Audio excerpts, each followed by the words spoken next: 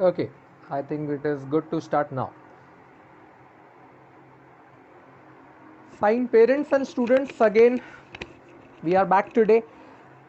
मेरा एक्सपेक्टेशन ये था कि we will be back after 2 weeks.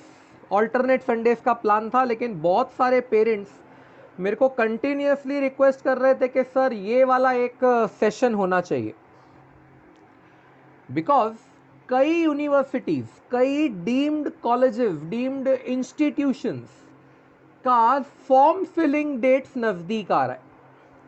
Last date of form filling काफी नजदीक आ रहा है. So it is better to know the pros and cons of each and every college, each and every university which calls themselves as deemed. Let me tell you again, confuse nahi hona. Let me tell you, there is a terminology. Deemed हम लोग बुलाते हैं, ये लोग इसे autonomous बोलते हैं. They call it autonomous. यानी even NMIMS, even SRM, Manipal, ये लोग अपने आप को ऑटोनॉमस बोलेंगे और बोलेंगे डीम्ड टू बी. उनका टर्म ऐसा होता है, deemed to be. KJ Somaiya वो भी अपने आप को ऑटोनॉमस बोलता है, बट केजे सोमाया डीम्ड है. तो हम लोग ने पता लगाया, तो सिचुएशन ऐसी है, VJTI Sardar Patel, DJ Sanghvi and Thakur, ये लोग अपने आप को बोलते हैं semi autonomous. They call it semi autonomous. और NMIMS, KJ Somaiya, SRM, Manipal, Vellore, BITS, ये लोग बोलेंगे ऑटोनॉमस. तो डिफरेंशिएट यहां हो जाता है, ऑटोनॉमस एंड सेमी ऑटोनॉमस. तो today we will give it a look के जो बहुत फेमस टाइप के डीम्ड इंस्टीट्यूशंस हैं उनके बारे में.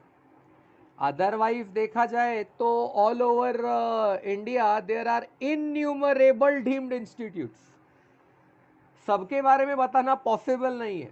गुजरात में एक निरमा करके है, Nirma institute, very good institute, no doubt. Nirma institute very very good institute, deemed, बहुत अच्छा इंस्टीट्यूट है. MET university, lovely university, some Amrita Devi university भी है. खुलने को बहुत लोगों ने अपना अपना यूनिवर्सिटी खोल के रखा है, पर बहुत सारे बच्चे कुछ पर्टिकुलर यूनिवर्सिटीज को ही प्रिफर करते हैं. चलो, let's not waste the time. Let's look upon these colleges or these universities. First one, BITS planning. Any time इसको हम अपने लिस्ट में हमेशा फर्स्ट रखेंगे, हमेशा. जब आप कहते हो डीम्ड टू बी या डीम्ड या ऑटोनॉमस, सेमी ऑटोनॉमस नहीं, थोड़ा कंफ्यूजन दूर करेंगे. हाँ बेटा, VJTI, Sardar Patel, DJ Sanghvi, Thakur, they are semi autonomous. ये जो हम डिस्कशन कर रहे हैं, दे आर डीम्ड या also called autonomous. BITS Pilani is considered to be one of the best, मतलब not, I will say not one of the best. अगर बच्चे को IIT NIT नहीं मिल सकता है तो BITS is the only alternative for them.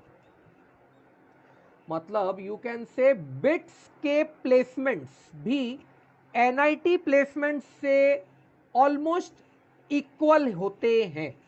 Almost, I am not saying exact, almost equal होते हैं. पर बिट्स में भी 4 कैंपस है, Pilani, Goa, Hyderabad and Dubai. Dubai we never consider because Dubai entrance exam के बेसिस पे नहीं लेता है. दुबई का क्राइटेरिया सिंपल है, पैसा फेंक तमाशा देख. तो अगर दुबई कैंपस की बात हम करें तो वो सिर्फ रईसों के लिए है, जिनको अपने सर पे बिट्स का टैग लगाना है लेकिन मार्क्स नहीं है, एंट्रेंस एग्जाम देने की उतनी हिम्मत नहीं है, they can opt for BITS Dubai. As far as Pilani, Goa and Hyderabad is concern, any time Pilani is considered to be the best. Pilani को दी बेस्ट माना जाता है. इनफैक्ट अगर मैं गोवा की बात करूं और हैदराबाद की बात करूं, तो मैं कहूंगा अगर मुझे बच्चे को बिट्स गोवा डालना है या बिट्स हैदराबाद डालना है, तो उसके कंपैरिजन में फिर विजेटीआई एंड सीओईपी पूना बुरा नहीं है. They are not bad. मतलब मैं बिट्स हैदराबाद को तो विजेटीआई से इक्वल मानूंगा और बिट्स गोवा को सीओईपी पूना से. यस, किसी भी एंगल से याद रखना, COEP Poona is better then विजेटीआई in few perspectives, and in few perspectives विजेटीआई is better. अगर मैं एनआईआरएफ रैंकिंग की बात करूं, जो ऑल इंडिया नेशनल रैंकिंग है, उसमें सीओईपी का रैंक हायर आता है और विजेटीआई का रैंक उसके बाद है. विजेटीआई का रैंक कुछ 106 है और सीओईपी का रैंक 82 है. तो BITS Hyderabad is equivalent to VJTI, BITS Goa is equivalent to COEP. Sorry, BITS Goa is equivalent to COEP, right. तो मैं अगेन बोलूंगा बेटा, अगर आप लोग बच्चे को इतना प्रेशर नहीं डालना चाहते कि बच्चा बिट्स का एक याद रखना, बिट्स का एग्जाम देना अलग चीज है और एमएसटी, सीईटी और जेडबलई देना अलग चीज है. बिट्स के एग्जाम में आपको इंग्लिश ग्रामर का एग्जाम भी देना होता है. You have to give English grammar also. यानी बच्चे को पढ़ाई का एक अलग ही टाइम निकालना पड़ेगा.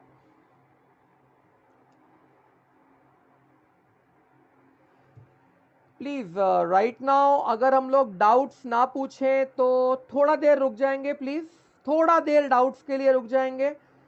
मेरे को ऑलरेडी अभी व्हाट्सएप पे डाउट्स आना स्टार्ट हो गया, तो सेमिनार और व्हाट्सएप मिक्स हो जाएगा थोड़ा. यस, अभी एक क्वेश्चन मैंने ले ही लिया एक पेरेंट का, तो मैं आंसर कर दूं. पेरेंट का कहना है BITS Pilani is compare to IIT level institute up to certain level. No, answer is no. आप उसे कंपेयर किससे कर रहे हो? आईआईटी से. नहीं, आईआईटी से कंपेयर नहीं कर सकते बिट्स पिलानी को. No way at all. In fact NIT से भी नहीं कर सकते. एनआईटी में टॉप 7 एनआईटी के बाद बिट्स पिलानी का नंबर आता है.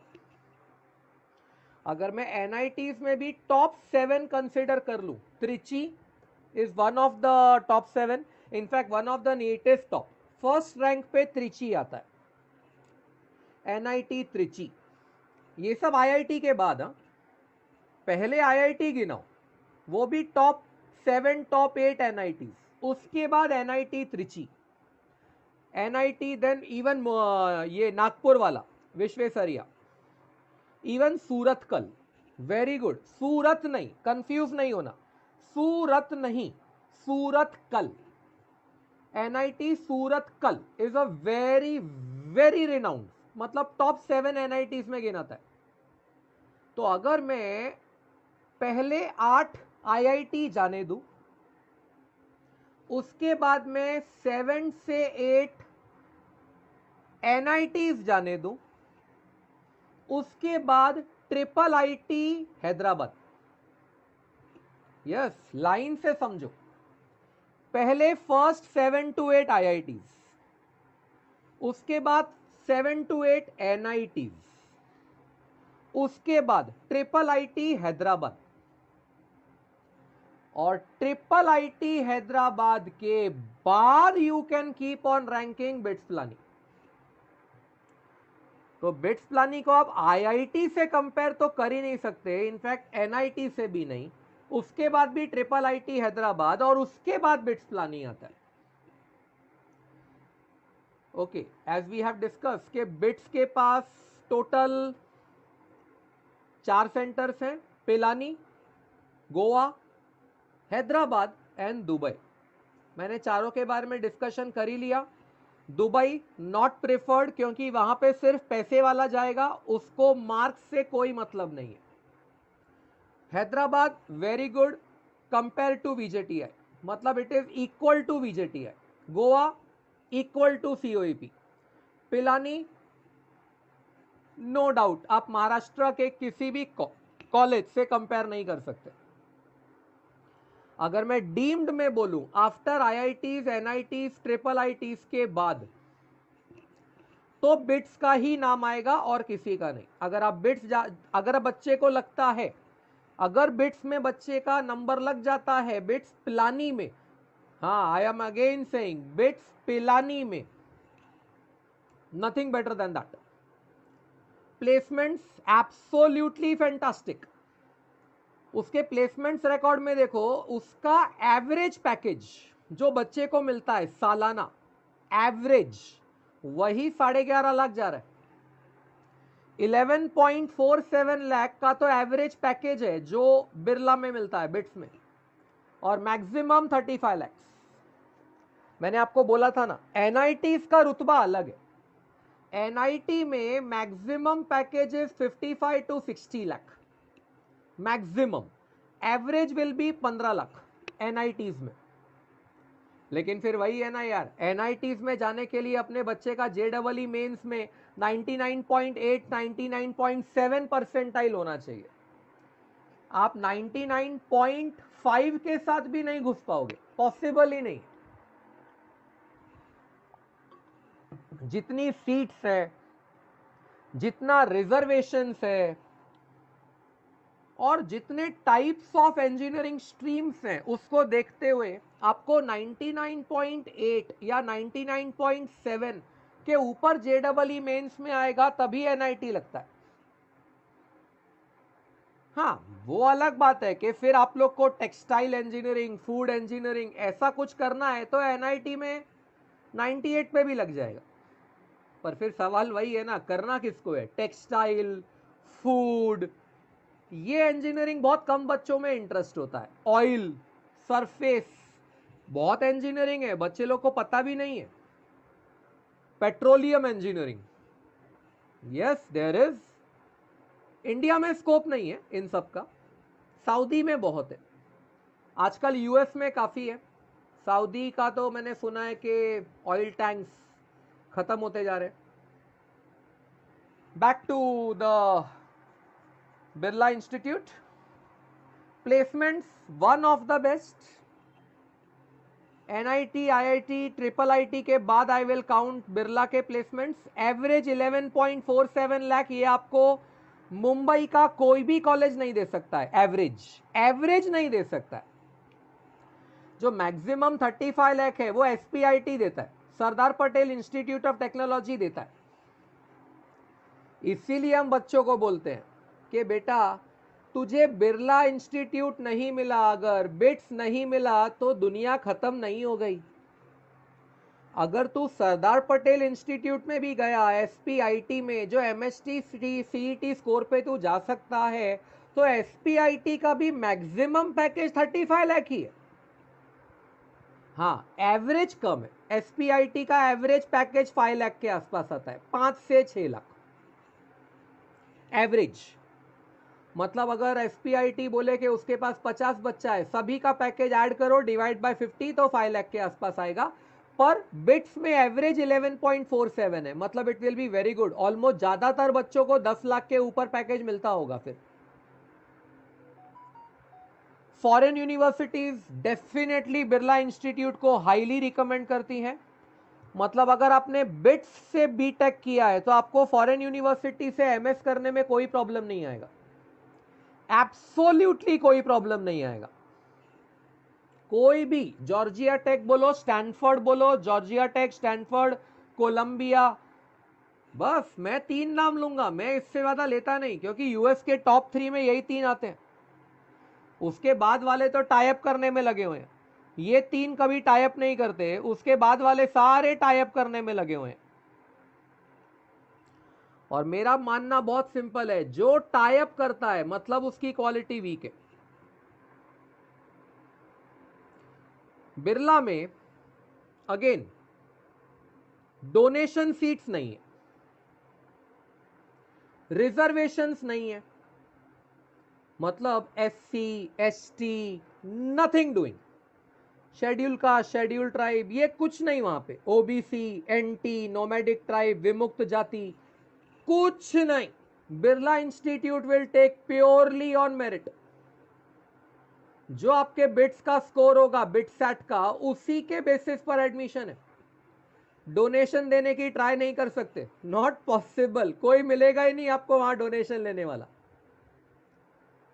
एक अलग रुतबा है, बिरला का अलग रुतबा है।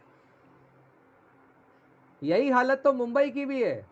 सॉरी जस्ट टू से, बीजेटीआई सरदार पटेल और डीजे सांघवी कभी डोनेशन सीट नहीं देंगे। हाँ रिजर्वेशंस हैं, लेकिन डोनेशन सीट नहीं देंगे। वैसे ही बिरला इंस्टीट्यूट भी कभी डोनेशन नहीं लेगा। तो they are very good things, they it's a best private institution, placements without any doubt fantastic. US की टॉप यूनिवर्सिटीज रिकॉग्नाइज करती हैं बिरला इंस्टीट्यूट का बीटेक डिग्री। अगर यहां से बीटेक है बच्चे को कोई प्रॉब्लम नहीं होगा एमएस रिकॉग्निशन के लिए। कोई शेड्यूल का शेड्यूल ट्राइब नोमैडिक ट्राइब विमुक्त जाति रिजर्वेशंस नहीं है बिरला इंस्टीट्यूट में। ये जो कॉन्स लिखे हैं ना, ये सिर्फ बोलने के हैं, हमको कुछ डालना था इसलिए डाल दिया, इससे कोई फर्क नहीं पड़ता है। फ्रैंकली बोलूं कोई फर्क नहीं पड़ता है। बिरला इंस्टीट्यूट का यही एक इश्यू है पिलानी का, कि जब वहां ठंडी होती है तो जबरदस्त 0 डिग्री, और गर्मी होती है तो जबरदस्त 50 डिग्री, मतलब एक्सट्रीम क्लाइमेट है। रेलवे स्टेशन 20 किलोमीटर दूर है। गाइस ये सब बहुत रिसर्च किया है आप लोग के लिए, बहुत रिसर्च किया है। रेलवे स्टेशन बहुत दूर है, 20 किलोमीटर अवे। पर मेरे हिसाब से फर्क क्या पड़ता है, बच्चे को कौन सा रोज ट्रेन में ट्रेवल करना है। वो तो बिरला कैंपस के हॉस्टल में रहेगा, वहीं से लेक्चर अटेंड करेगा। स्टिल यू नो पेरेंट्स ने हम लोग को कई बार बोला है कि सर कुछ नुकसान भी तो होंगे। अरे नहीं है, बिट्स में नुकसान नाम का कुछ नहीं है। Climate doesn't matter.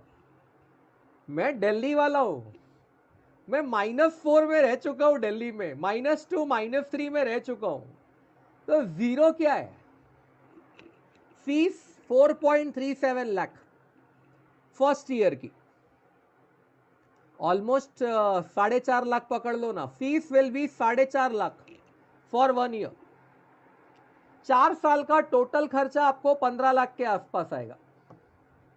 अगर आप 4 साल का खर्चा पकड़ते हो टोटल 15 लाख आएगा। Don't multiply 4.37 into 4, because subsequent years आगे वाले सालों की फीस थोड़ी कम होती है। Year second year third year fourth year fees comparatively lesser. Placement wise मैंने बता ही दिया। 35 लाख का मैक्सिमम पैकेज, 11.5 लाख तक का average package. This is what the students of bits can earn. पर अगेन ना बेटा सब लोग को याद रखना है, एवरेज का मतलब क्या होता है। इससे नीचे वाले भी होंगे, हर एक बच्चे को 11 11.5 के ऊपर नहीं मिलेगा। अगर हर एक बच्चे को 11.5 के ऊपर मिलता तो एवरेज निकालना तुम्हें भी आता है, मीन मीडियन मोड थोड़ा बहुत तो पढ़ा है। अगर सभी बच्चों को 11.5 के ऊपर मिलने वाला है तो एवरेज 12 के आसपास आएगी। अगर 11.5 एवरेज आ रही है का मतलब है 11.5 के नीचे वाला पैकेज वाले बच्चे भी हैं। पिलानी के कट ऑफ, ये एक बच्चे ने कल रिक्वेस्ट किया था, कल या परसों, कि सर बिरला इंस्टीट्यूट के कट ऑफ मिलेंगे क्या। मैंने उस बच्चे को अलग से तो भेज ही दिया, मैंने सोचा चलो बाकी बच्चों के साथ भी शेयर किया जाए, पर ये मैं सिर्फ बिरला के लिए करूंगा। बाकियों के कट ऑफ मेरे को फ्रैंकली बोलूं, मेरे को क्या मिलेंगे ही नहीं किसी को।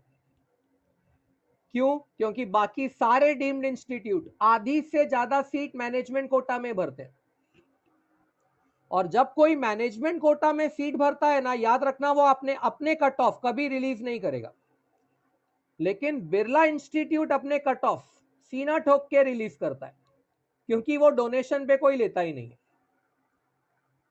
2017, 2018, 2019, 2020 मैंने 4 साल का ट्रेंड देने का आपको ट्राई किया है। अच्छा, टोटल पेपर 450 मार्क का होता है। हाँ बेटा, बिट सेट का जो टोटल पेपर होता है 450 मार्क का होता है, 450। ये 450 में इंग्लिश भी आया। यस, याद रखना, 450 does not only mean your PCM. अरे मेरा फिजिक्स केमिस्ट्री अच्छा है, मैं तो निकाल लूंगा। वहां पे जनरल नॉलेज भी पूछते हैं, इंग्लिश भी पूछते हैं। You can see 382, 378, 383, 372, on an average पकड़ो ना 380। यानी अगर आपको बिट सेट में 450 में से 450 में से 380 आता है, गुड चांसेस कि आपको कंप्यूटर्स लग जाएगा। ध्यान से देखो, बिट सेट के पास आईटी ये नाम की कोई ब्रांच ही नहीं है। They don't have IT. क्यों मालूम है? समझता है बेटा, आईटी नाम का कोई ब्रांच होता ही नहीं है। It's a fake branch. IT engineering is same as computer engineering. Information technology और कंप्यूटर्स एक ही चीज है। ये तो क्या है, मुंबई यूनिवर्सिटी वालों ने सीट्स बढ़ाने के हिसाब से नया ब्रांच डाला हुआ है। कैसा होता है, गवर्नमेंट हर कॉलेज को एक पर्टिकुलर इनटेक देता है। जैसे अगर मैं बोलूं, सरदार पटेल को उसने 60 का इनटेक दिया है कंप्यूटर्स का। अब सरदार पटेल को मालूम है कि मेरे कंप्यूटर का 60 आउट ऑफ 60 सीट भरने ही वाला है, लेकिन उसको ऐसा लगता है कि अगर ये 120 होता तो अच्छा होता। वो गवर्नमेंट को 120 के लिए अप्लाई करता है, गवर्नमेंट सपोज रिजेक्ट कर देती है, तो वो क्या बोलता है, ठीक है मैं एक नया ब्रांच लेके आ रहा हूं इंफॉर्मेशन टेक्नोलॉजी, उसमें तो 60 दे दो। उसको 60 मिल जाता है। क्यों? वो अलग ब्रांच है, कंप्यूटर नहीं है, अलग ब्रांच है। ऐसा कॉलेज ने प्रेजेंट किया। बिरला इंस्टीट्यूट ये घपला नहीं करता। बिरला इंस्टीट्यूट बोलता है तुम्हें आईटी चाहिए, कंप्यूटर चाहिए, मेरे लिए वो एक ही बात है, go for computers. Birla institute के पास there is a branch called mechanical, इनके पास प्रोडक्शन नहीं है। बिरला इंस्टीट्यूट के पास प्रोडक्शन इंजीनियरिंग नहीं है, मैकेनिकल है। 334, 313, 313, 298। मतलब सोचो 2020 के कट ऑफ कंप्यूटर्स में भी देखोगे तो लोअर आए हैं, मैकेनिकल में भी देखोगे तो लोअर आए। अरे रीजन वही, कोरोना, लॉकडाउन। बच्चे लोगों ने जो इंस्टीट्यूट्स ज्वाइन किए पढ़ाई करने के लिए, उन इंस्टीट्यूट्स ने आखिरी 2-3 महीने में साथ ही नहीं दिया बच्चे का।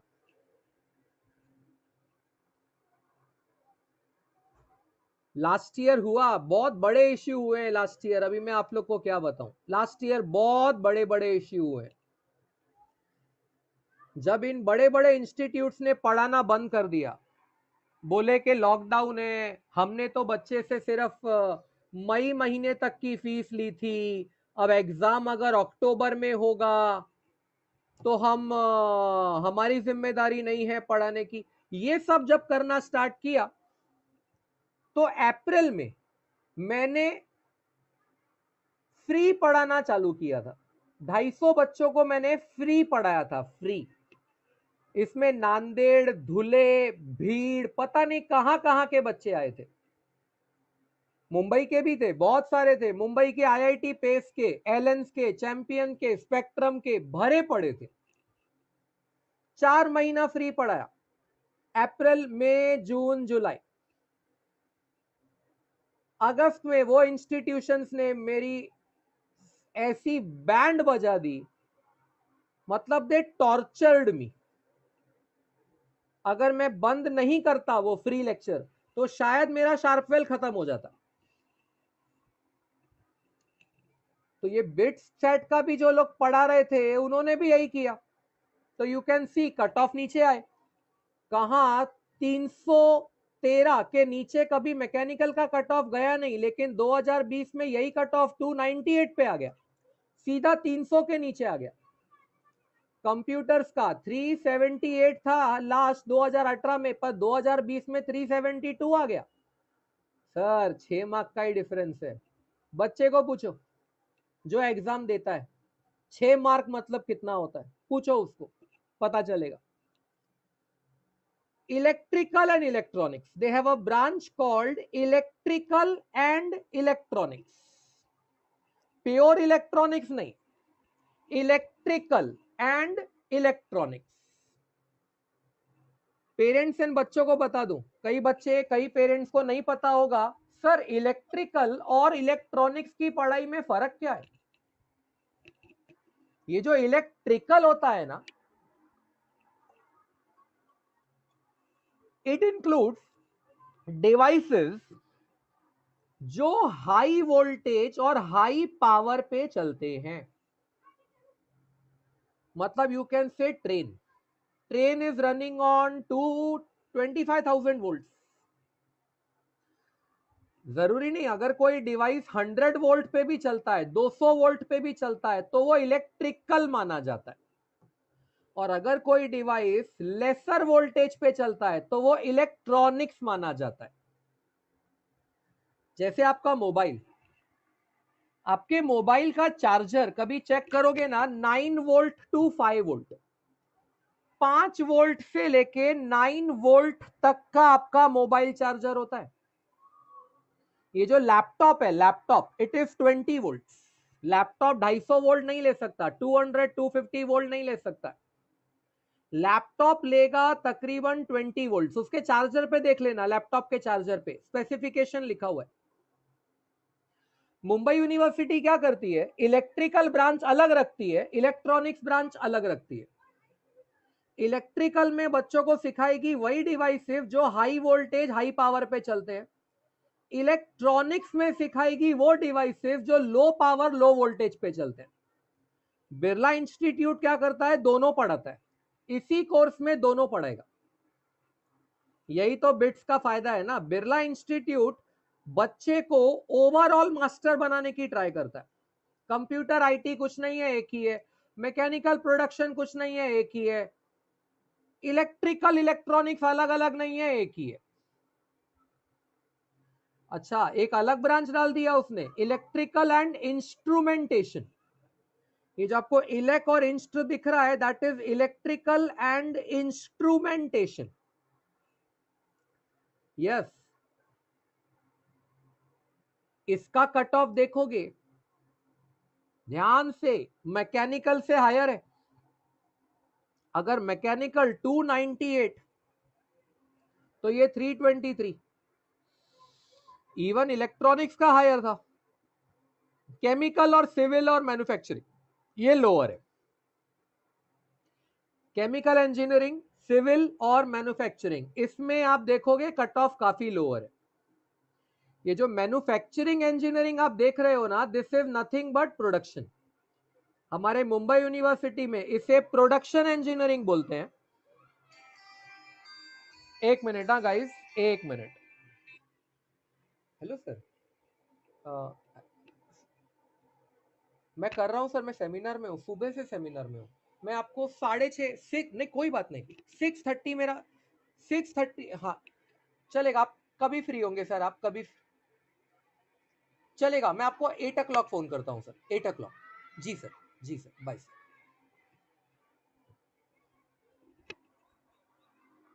केमिकल, सिविल और manufacturing, you will see very low cut offs are there, very low cut offs. Regarding last date to apply, 29th May 2021। यानी अभी भी आपके पास टाइम है। अगर आप अप्लाई करने जाओ, 16 मई आज हुआ है, 13 दिन है आपके पास अप्लाई करने के लिए। 29 May 2021 is the last date you can apply for BITSAT admission. मतलब उनके बिटसेट एग्जाम के लिए अभी तक एग्जाम की डेट उन्होंने डिक्लेयर नहीं की है, but last date to apply is 29th May. So this was about Birla Institute. Going to next, Vellore. अब जैसे हम लोग वेल्लोर पे आते हैं, गाइस अंडरस्टैंड, अब आपके कॉन्स का जो सेक्शन है वो बड़ा होता जाएगा. अच्छा, ये जितने भी हम लोग ने इनपुट्स लिए हैं, जो भी हम लोगों ने ये रिसर्च किया है, पास्ट स्टूडेंट्स के बेसिस पर किया है. एक साइट है कोरा, QUORA. मेरा प्रोनाउंसिएशन रॉन्ग हो सकता है, स्पेलिंग नहीं. QUORA, कोरा. वो साइट ही इसके लिए है, पास्ट स्टूडेंट्स. वहां पे इंस्टीट्यूट्स के लिए फीडबैक्स डालते हैं, दे पुट फीडबैक्स. तो हम लोग ने वहां से उठाए हैं मैक्सिमम फीडबैक्स और कुछ अपने पास स्टूडेंट्स से. वेल्लोर, इसके टोटल 4 कैंपस हैं. मैंने यहां पे 3 का ही नाम मेंशन किया है, अदरवाइज इनके 4 कैंपस है. वेल्लोर, भोपाल, चेन्नई और आंध्र प्रदेश, एपी. इनका एक एपी में भी नया कैंपस चालू हो चुका है, लास्ट ईयर ही हो गया था. वेल्लोर, भोपाल, चेन्नई और आंध्र प्रदेश. बहुत बड़ा कैंपस है, आप इसके बिल्डिंग से ही देख सकते हो. इनफैक्ट वो लोग अपने ये बिल्डिंग्स और इंफ्रास्ट्रक्चर दिखा के ही तो एडमिशन खींचते हैं.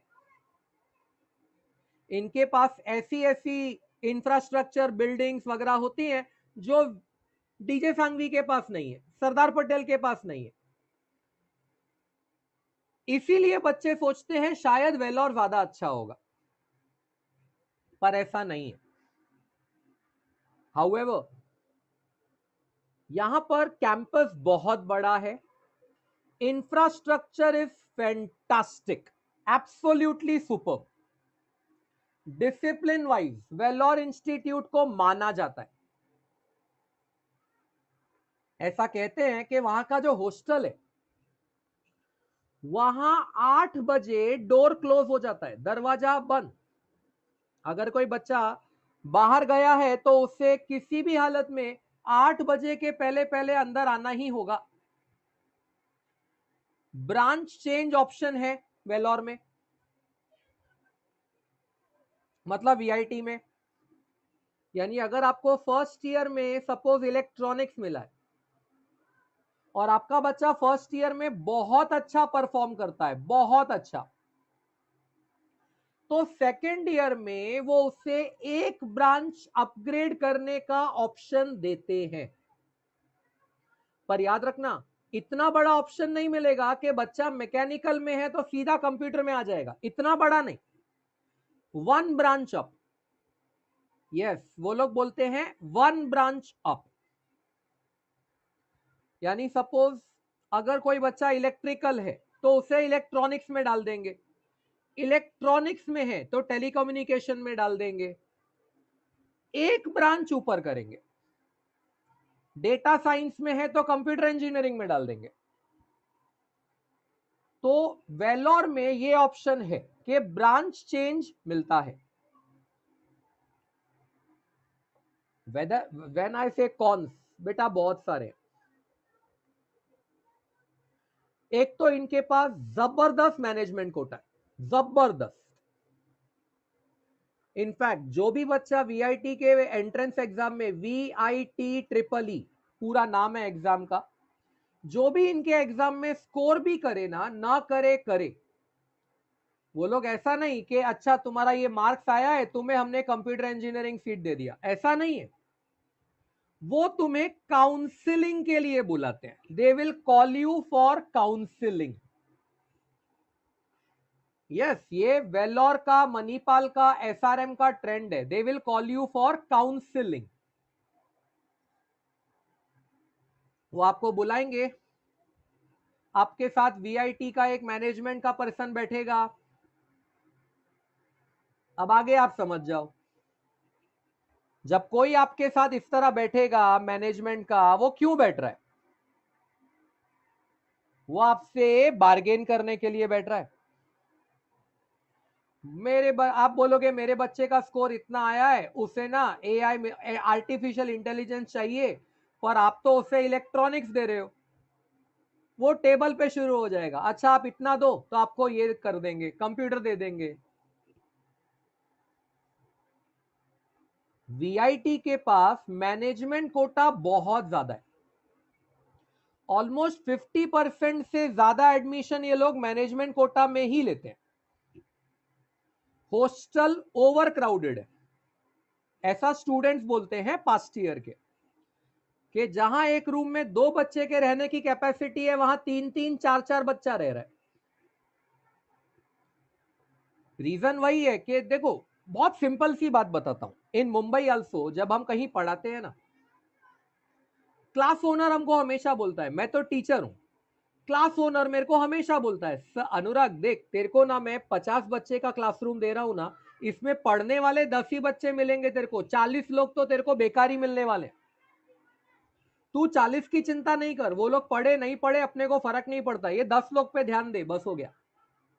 और वो 40 को डांटना नहीं है, बस उनकी फीस आना बाकी है, उनकी आधी इंस्टॉलमेंट बाकी है, उनकी ये बाकी है, उनका वो बाकी है, डांटना नहीं प्लीज। वो 10 बच्चे पे तू ध्यान दे, उनका रिजल्ट बना, उनमें से एक का भी रिजल्ट आ गया ना, अपने को तो होल्डिंग पे डालने के काम आएगा। फैक्ट है गाइस, फैक्ट है ये। आप लोग को जो क्लास में बोलते हैं ना बेटा बच्चा, ऑफिस में बोलते हैं कस्टमर, ग्राहक। ये लोग ना क्लासेस ओनर वाले, जो ये जो मार्केट में लोग बैठे हैं ना, जिन लोग ने लास्ट ईयर अगस्त में मेरे को धमकियां दी थी कि अपने ये बंद करो, फ्री लेक्चर बंद करो, बहुत सिंपल लॉजिक है इन लोग का। ये लोग बोलते हैं ये लोग स्टूडेंट नहीं है, कस्टमर्स हैं। अभी मुझे कल फोन आया एक बड़े इंस्टीट्यूट से, कल ही आया, मेरे को टॉन्ट मार रहा था, अनुराग क्या मिला तेरे को, पिछले साल 250 बच्चों को फ्री पढ़ाया ना, क्या मिला तेरे को, तूने गरीब बच्चों के लिए अलग इंस्टीट्यूट स्टार्ट किया, मेरिट साइंस, जहां तू झोपड़पट्टी के बच्चों को साइंस पढ़ाना चाहता था, क्या मिला तेरे को, 5 बच्चे मिले बस। मैं बोला सर अगर कुछ मिलने के लिए ही ये सब करना होता ना, तो मैं स्टार्ट ही नहीं करता। तो याद रखना, ये जो बड़े बड़े लोग होते हैं ना, ये लोग मानते हैं कि जब 50 बच्चा पढ़ाई कर रहा है ना, उनमें से पढ़ने वाला 10 होगा और बाकी 40 लोग नहीं पढ़ने वाले लोग होंगे। अब ये 40 बच्चों को भी इंजीनियरिंग करना है, तो ये 40 बच्चे कहां जाएंगे। और सोचो 50 में 40, ये मेजॉरिटी है, 80% है। तो ऐसे 40 लोग वेलोर, बिट्स तो नहीं, सॉरी बिट्स में नहीं, जगह ही नहीं हुई ऐसे लोगों के लिए, वेलोर, एसआरएम, मणिपाल, एनएमआईएमएस, इन्हीं जगहों पे ये लोग जाते हैं,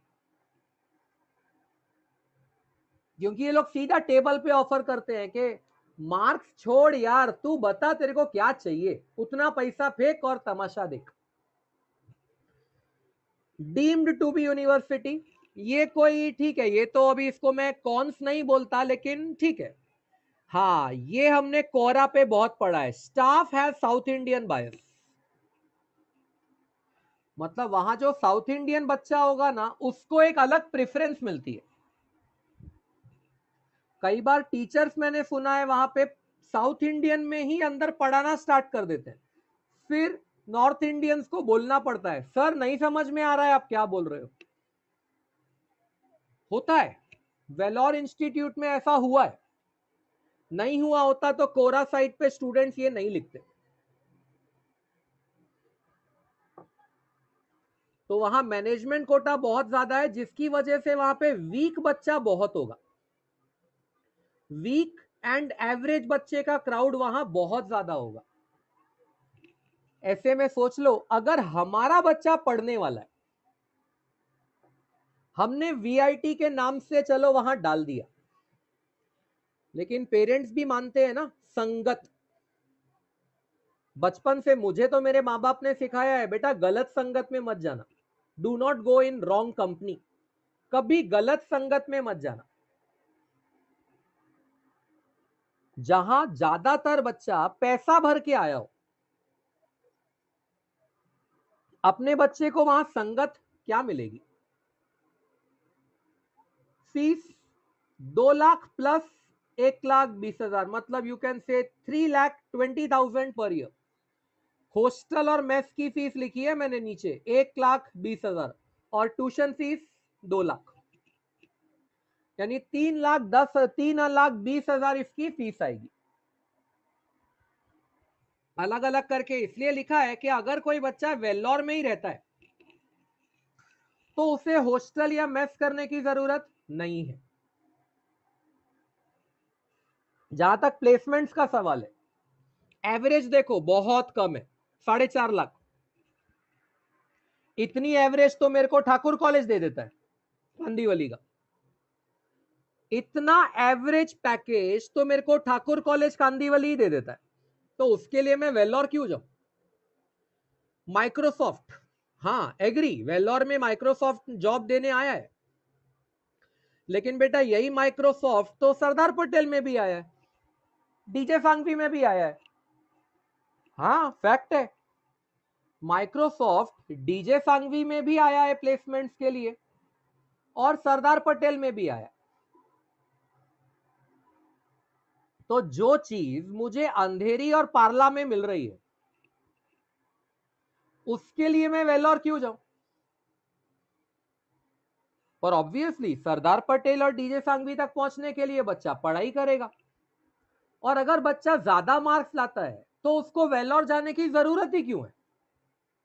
एज सिंपल एज दैट। अगर बच्चे को सीईटी में 200 में से 50 आ रहा है, 60 70 आ रहा है, तो एक बार के लिए मैं बोल सकता हूं चलो ट्राई करो। पर अगर तुमको 150 120 के बीच में कुछ आ रहा है, तो आपको बॉम्बे में भी एक अच्छा कॉलेज मिल जाएगा।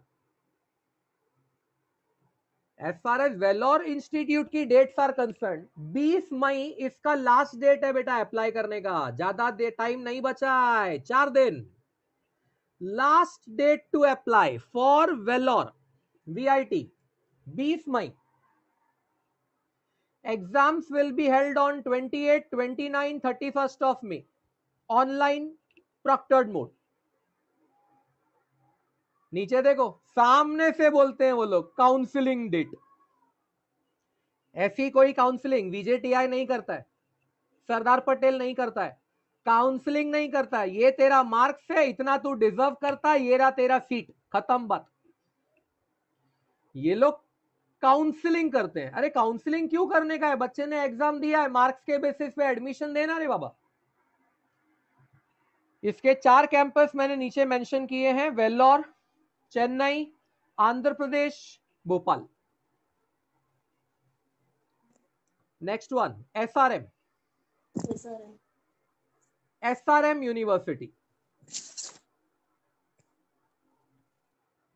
एसआरएम यूनिवर्सिटी ऑब्वियसली बेटा, जब मैं वेल्लोर रिकमेंड नहीं कर रहा हूं तो एसआरएम तो मैं बिल्कुल नहीं करूंगा। Still if you want to know about SRM you can go ahead. 4 campus है इन लोग के अगेन। गाजियाबाद एक नॉर्थ में है, बाकी 3 तो साउथ वाले हैं। इंफ्रास्ट्रक्चर वेरी गुड, डिसिप्लिन भी एसआरएम में अच्छा है, जैसा मैंने आपको वीआईटी में बताया था। Again super big management quota they have, donation seat बहुत ज्यादा है, क्राउडेड कैंपस। ये मैंने आपको रीजन बता दिया, ये प्रॉब्लम उनका नहीं है, अपना है। जब 100 में से 10-20 बच्चा पढ़ेगा और 80 बच्चा नहीं पढ़ेगा, तो नहीं पढ़ने वाला ही क्राउडेड है ना। एकेडमिक्स बहुत पुअर है, या ये एक है जो वीआईटी में हमने कभी नहीं सुना। वीआईटी में कभी किसी बच्चे ने ऐसा नहीं बोला कि एकेडमिक्स पुअर है। एसआरएम में बच्चा सामने से बोल रहा है academics are poor. South Indian bias इधर भी है। फ्रैंकली बोलू बेटा, मेरे लिए सबसे बड़ा इश्यू इज मैनेजमेंट कोटा। मेरे लिए मैनेजमेंट कोटा एक बहुत बड़ा इश्यू है। अगर कोई कॉलेज कहता है कि मेरे पास 20% मैनेजमेंट कोटा है और 80% मैं मेरिट पे दूंगा, तो भी मैं एक बार के लिए अपने बच्चे को वो कॉलेज रिकमेंड करूं। लेकिन अगर कोई इंस्टीट्यूट बोलता है कि मेरा 50% मैनेजमेंट कोटा है और 50% मेरिट है, तो मैं नहीं करूंगा।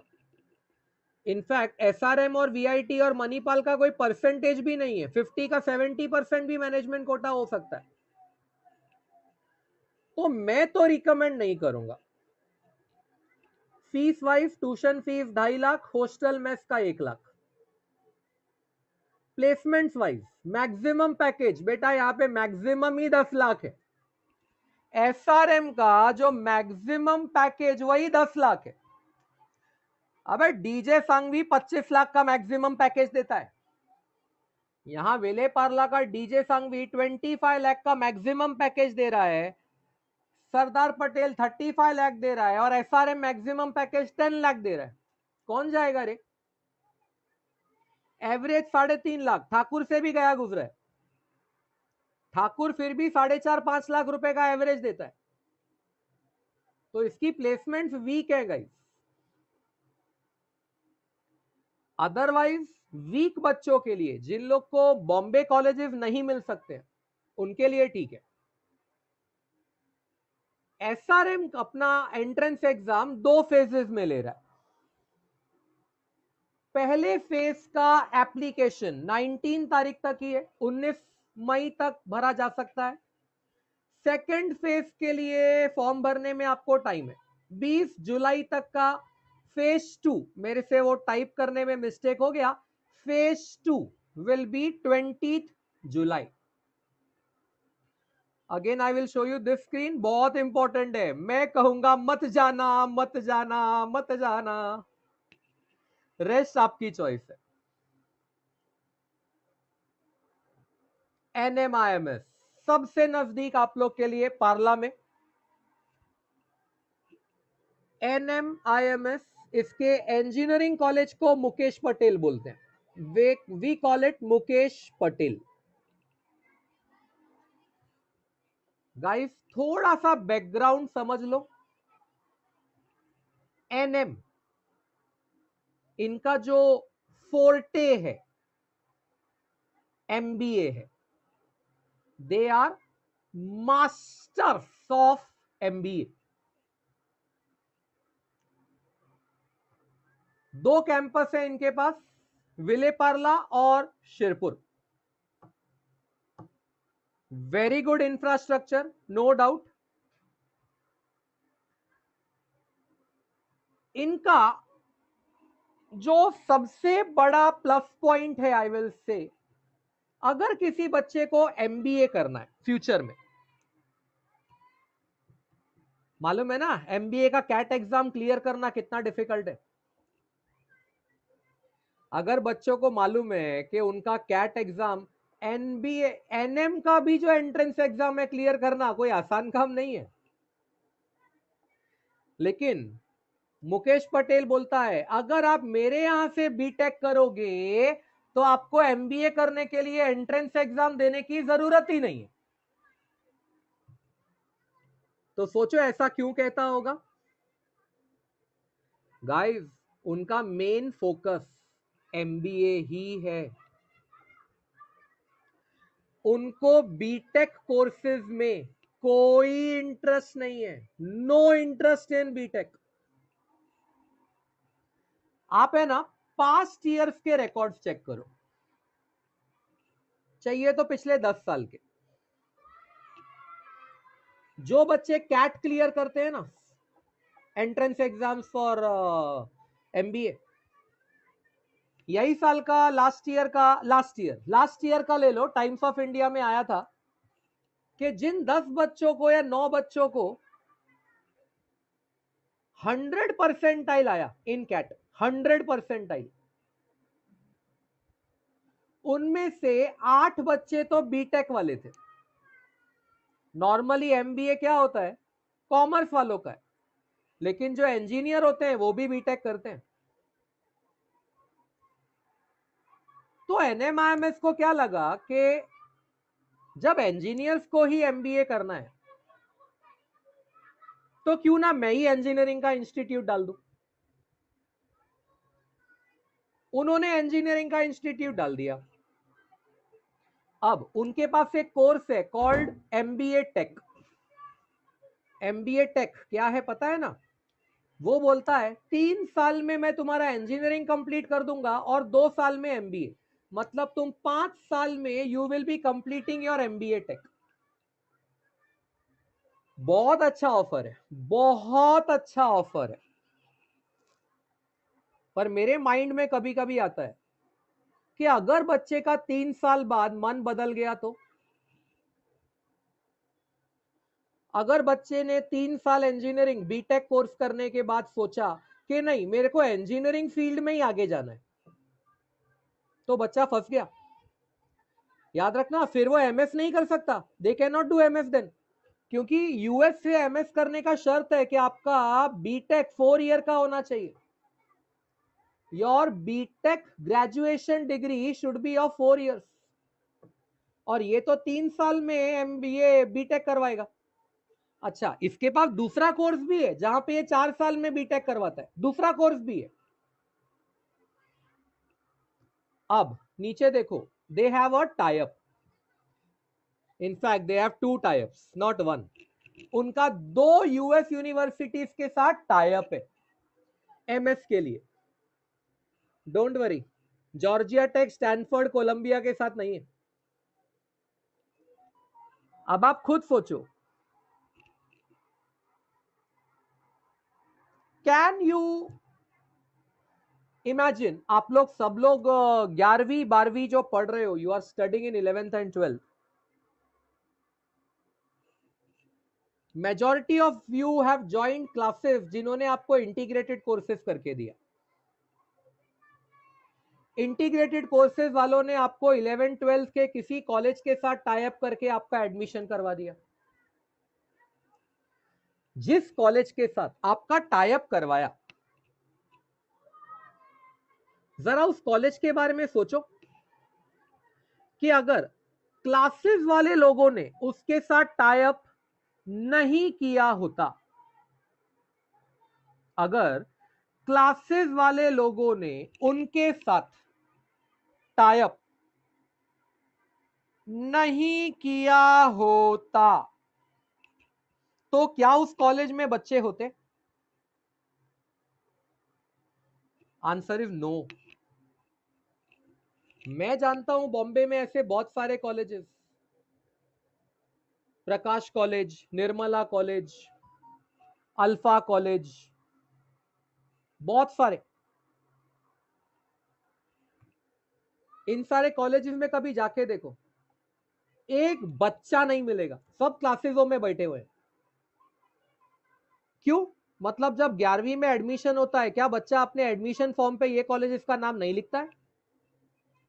नहीं लिखता है। क्यों नहीं लिखता है?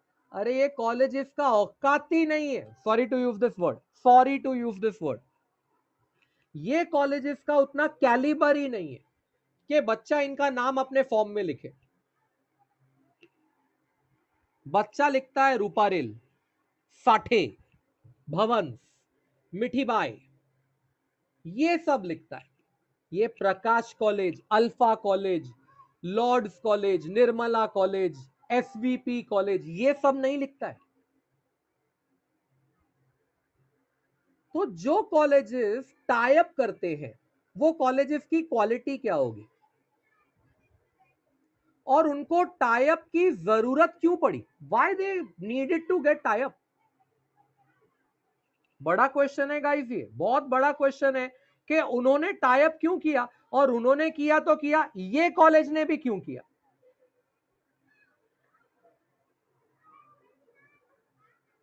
एनएमआईएमएस का 2 फॉरेन यूनिवर्सिटीज के साथ टाई अप है फॉर एमएस।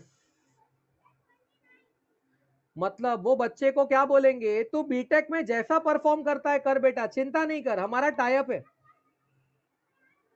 ऐसा क्यों बोलना पड़ रहा है उनको? उन्हें टाई अप करना क्यों पड़ रहा है? क्या उनका बच्चा ये क्या बोलते हैं जीआरई एग्जाम नहीं दे सकता है? जीआरई, टॉफल, आइलेट्स नहीं दे सकता है? हिम्मत नहीं है?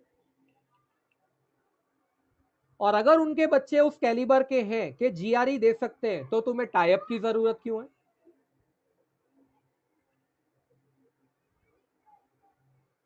अगेन एनएमआईएमएस का स्टूडेंट कैलिबर बहुत बेकार है, बहुत बेकार है। एवरी ईयर हमारे काउंसलिंग ग्रुप्स में से कई बच्चे वहां एडमिशन लेते हैं, और जिस बच्चे का भी 100 के ऊपर स्कोर होता है ना सीईटी का, वो 2 महीने के अंदर अंदर छोड़ के आ जाता है। लास्ट ईयर 2 बच्चे आए मेरे पास, एक का स्कोर था 123 और दूसरे का था 137। बोले सर कहां चले गए हम पता नहीं। वहां पे जब टीचर क्लासरूम में पूछता है बेटा बता sine square theta plus cos square theta कितना, बच्चे 1 तक नहीं बोलते। मैंने खुद ने 3 साल पहले एनएमआईएमएस का एक बैच पढ़ाया है, मैंने पढ़ाया है। उन्हें मैट्रिक्स मल्टीप्लाई करना तक नहीं आता था, 5 बच्चों को पढ़ाया था मैंने, 5 को नहीं आता है। और उनमें से एक बच्चा तो क्या बोलता है मुझे पता है, मैं वो सर का नाम नहीं लूंगा, एक सर है बॉम्बे में, बहुत अच्छे सर है, बहुत अच्छे, प्राइवेट्स पढ़ाते हैं, केमिस्ट्री के सर हैं। वो एनएमआईएमएस में बच्चा गया, बोलता है अगर वो सर ने मेरे को हाथ भी लगाया होता ना 12th में, हाथ भी लगाया होता, मैं उसकी टांगे तोड़ देता। एक बच्चा बोल रहा है कि मैं प्रोफेसर की टांग तोड़ देता। मतलब सोचो उस बच्चे के घर में कल्चर क्या होगा। ऐसे कल्चर वाले लोग तो ये कॉलेज में जाते हैं। और फैक्ट है, बहुत पैसा है घर पे, बहुत पैसा है। सीईटी में कुछ आया नहीं, पहुंच गए एनएमआईएमएस में, sine square theta plus cos square theta बोला, वो भी बोलने को तैयार नहीं है। बिना एंट्रेंस के बच्चे को वो एमबीए करवा रहे। अच्छा, बहुत कुछ बातें मुझे पता चली जब मैंने उन 5 बच्चों को पढ़ाया। वो बोलते हैं कि सर अगर उधर किसी बच्चे को केटी लगता है, अगर किसी को केटी लगता है, तो उस केटी का री अटेम्प्ट 45 डेज के अंदर अंदर, कभी कभी तो 1 महीने के अंदर, और अगर सेकेंड टाइम वापस केटी लगा तो वो लोग बच्चे से पैसा मांगते हैं, फीस मांगते हैं, पैसा नहीं बोलेंगे, फीस बोलेंगे। तुमको 2 बार केटी लग चुका है, अब या तो हम तुम्हें निकाल दें या हमको इतना 1000 रुपए दो, थर्ड अटेम्प्ट खरीदना पड़ता है। ऐसा मुझे बच्चे बताए थे, 5 बच्चे थे। सीरियसली हॉरिबल सिचुएशन था, सीरियसली। मतलब पहला अटेम्प्ट देगा बच्चा, अगर केटी लगा तो with in a month second attempt देगा। अगर दोनों बार वो केटी, अभी एक बात बताओ, जो बच्चे को 4 महीने में कुछ नहीं समझा, वो अगले 1 महीने में क्या उकड़ लेगा? मुंबई यूनिवर्सिटी क्या करता है, अगर आपको केटी लगा तो 6 महीने बाद अगला एग्जाम होगा, यानी आपको फिर से तैयारी करने के लिए वो 6 महीना दे रहा है। और एनएमआईएमएस क्या बोल रहा है, 1 महीने बाद वापस री अटेम्प्ट करो। उसका रीजन वही है कि बच्चे को दोनों बार केटी लगना चाहिए, और लगा तो पैसा मांगेगा। तो गाइज आपकी मर्जी है, if you want to go for NMIMS you can go for it. लेकिन जो बिना कैट एंट्रेंस के एमबीए करवाने का बोल रहा हो, जो टाई अप यूनिवर्सिटीज के साथ एमएस करवाने की बात करता हो, मैं तो अपने काउंसलिंग वाले बच्चे को वहां जाने के लिए कभी नहीं बोलूंगा, I won't recommend. Fees 3 lakh रुपए, अगर हॉस्टल भी लेते हो तो 1,20,000। जाहिर है मुंबई के बच्चे को हॉस्टल की जरूरत नहीं है, ये नीचे पड़ा मैनी अदर हिडन एक्सपेंसेस, ये वही है। अगर आपको एग्जाम में 2 बार केटी लगा तो भरो एक्स्ट्रा फीस, बहुत खर्चा आएगा। ये वाले कॉलेज, ये वाले यूनिवर्सिटी से करोगे बहुत खर्चा आएगा, और ऊपर से मिलेगा क्या? बच्चा एमटेक एमई के लिए, एमएस के लिए नहीं जाएगा, एमबीए करके ही रुकने वाला है। पर हां, अगर बच्चे को सही में एमबीए करना है तो इससे बेटर कॉलेज नहीं मिलेगा। अगर बच्चे को सही में एमबीए करना है तो बच्चे को इससे बेटर ऑप्शन नहीं मिलेगा। यहां से बीटेक करो और फिर एमबीए करो, बेस्ट ऑप्शन है। Placements maximum 35 lakh, average 4 lakh. ये जो आपको मैक्सिमम 35 लाख दिख रहा है ना, ये अगेन मैं आपको बता दूं, ये पूल प्लेसमेंट्स का कंसेप्ट है। It's a pool placement. Pool placement समझता है? ये जो एनएमआईएमएस और डीजे सांघवी का ट्रस्ट है ना, वो सेम है, केलवानी मंडल, सेम ट्रस्ट है। तो अगर डीजे सांघवी के किसी बच्चे को 35 लाख पैकेज मिलता है तो एनएमआईएमएस को भी पूरा हक है। अभी हक क्या बेटा, केलवानी मंडल तो सेम ही है ना, तो वो क्या करेगा, डीजे सांघवी की प्लेसमेंट को एनएमआईएमएस के बोर्ड पे भी दिखाएगा। ये जो 35 लाख का पैकेज है ये वहां का पैकेज है, पर वो यहां पे दिखाते हैं। All in all I won't recommend NMIMS. Reasons मैंने काफी दे दिए, rest it's obviously student choice. पर मैंने अगेन बोला, इसके प्लस पॉइंट ये है कि अगर आपको फ्यूचर में एमबीए करना है तो फिर ये ऑप्शन सबसे बेस्ट है।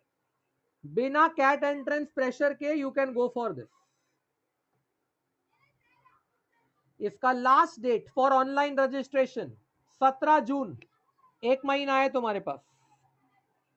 इसमें ऑनलाइन रजिस्ट्रेशन के लिए लास्ट डेट इज 17 जून, ऐसा जाता है। एग्जाम्स 27 जून, 2 जुलाई और 4 जुलाई। Obviously they will distribute the students. Manipal university 3 campus है इनके, मणिपाल, मैंगलोर, बेंगलोर। कंप्यूटर साइंस के लिए this college is considered very good. अच्छा, मणिपाल में एक्स्ट्रा क्यूरिकुलर एक्टिविटीज बहुत सारी है। जैसे मेरा ही एक बच्चा है मिहिर कोलेकर, कभी मेरे फेसबुक प्रोफाइल पे जाओगे तो मिलेगा, मिहिर कोलेकर। मैंने ही उसको 12th तक पढ़ाया। उसे वाइल्ड लाइफ फोटोग्राफी और माउंटेनरिंग का बहुत शौक है, दोनों का। माउंटेनरिंग और वाइल्ड लाइफ फोटोग्राफी का बहुत शौक है। वो बंदा मणिपाल से सिविल इंजीनियरिंग कर रहा है, मणिपाल से। And believe me, at present वो नेशनल लेवल माउंटेनियर है, नेशनल लेवल। यस, वो नेशनल लेवल पे माउंटेनियरिंग में शामिल है अभी। वो मणिपाल ने बढ़ावा दिया उसे। मतलब अगर बच्चा इन सब बातों का शौक रखता है तो Manipal is a very good place. Faculty not good at all, teaching faculty is not good at all. इसीलिए तो वो लोग एक्स्ट्रा क्यूरिकुलर एक्टिविटी पे ज्यादा ध्यान देते हैं। उन्हें पता है कि उनका पढ़ाने का पावर ज्यादा नहीं है, तो बच्चे को कहीं तो खुश करना पड़ेगा। सिलेबस डिजाइन बहुत खराब है। What do you mean by syllabus design? तो let me tell you, syllabus design का मतलब कुछ ऐसा होता है गाइस, अगर कोई तुम्हें सेमेस्टर 1 में सीधा जावा सिखाना शुरू कर दे, तो सेमेस्टर 1 में जावा, इसको बोलते हैं बहुत ही वर्स्ट सिलेबस डिजाइन।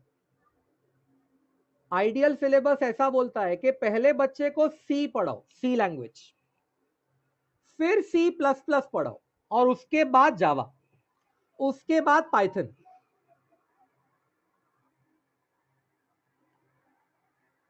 इस तरह से सीक्वेंस चलता है।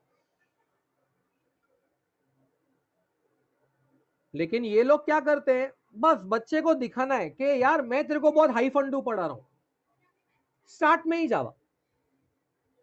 माइक्रो प्रोसेसर की बात करूं तो माइक्रो प्रोसेसर में सबसे पहला live micro processor computer base was 8085, उसके बाद आया 8086, फिर 80286, फिर 80386, फिर 80486, उसके बाद आया पेंटियम 1। अब ये लोग क्या करते हैं, ये लोग सीधा तुम्हें पेंटियम 1 पढ़ाना स्टार्ट कर देंगे। बोलेंगे देखो हम तुमको लेटेस्ट पढ़ा रहे हैं, लेटेस्ट। अरे जब बच्चे को तुमने बेसिक्स ही नहीं पढ़ाया तो लेटेस्ट बच्चे को समझेगा कैसे? इसको हम लोग बोलते हैं सिलेबस डिजाइन। मणिपाल का सिलेबस डिजाइन बहुत वीक है, बहुत खराब है, फैकल्टी अच्छे है नहीं। फीस अगेन 3,20,000 के आसपास टोटल मिला के, ट्यूशन प्लस हॉस्टल। प्लेसमेंट्स बिल्कुल मत, बिल्कुल नहीं। मुंबई का कोई भी कॉलेज उससे बेटर प्लेसमेंट आपको दे देगा। 3 से 3.5 लाख का एवरेज पैकेज है, मैक्सिमम 10 लाख। यानी एसआरएम और Manipal are at same category, दोनों सेम कैटेगरी में आते हैं। मणिपाल को लेके हमको एग्जाम डेट्स मिली ही नहीं, हमने बहुत साइट्स पे ढूंढा, हमको नहीं मिली। बॉम्बे में ये 4 सेमी ऑटोनॉमस बोलना चाहिए मुझे, not autonomous, semi autonomous 4 colleges है बॉम्बे में। VJTI, Sardar Patel, DJ Sanghvi, Thakur. इनमें से जो ऊपर के 3 है ना, VJTI, Sardar Patel and DJ Sanghvi, ये आपके वेलोर से भी बेटर है, they are better than Vellore. Thakur भी अच्छा है, no doubt, Thakur is better than your SRM and Manipal and NMIMS. NMIMS का बोलोगे तो एनएमआईएमएस से तो मेरे बोरीवली का फ्रांसिस अच्छा है, एज सिंपल एज दैट।